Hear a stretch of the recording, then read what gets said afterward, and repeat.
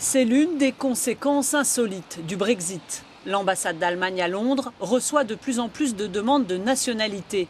Des centaines de juifs britanniques, dont les ancêtres ont été privés par les nazis de leur citoyenneté entre 1933 et 1945, ont le droit désormais de la récupérer et gardent aussi le droit d'accéder au marché européen. Après le Brexit, j'ai réalisé que ce serait une grande perte. Il se peut que ma famille et moi ne pourrons pas vivre et travailler dans les 27 pays d'Europe.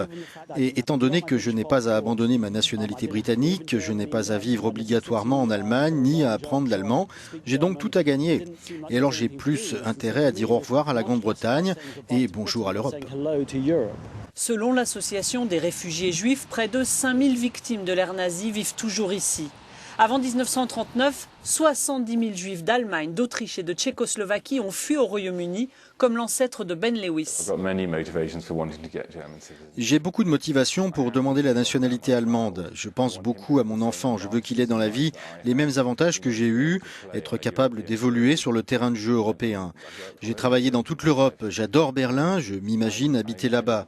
Ça arrivera peut-être bientôt. Et je veux juste avoir une position ferme, documentée, quelque chose de gravé dans le marbre que j'oppose au Brexit. Alors que certains descendants de ces juifs spoliés n'y avaient jamais pensé, le Brexit a été une prise de conscience, leur donnant l'envie aussi de reprendre ce que les nazis leur ont enlevé.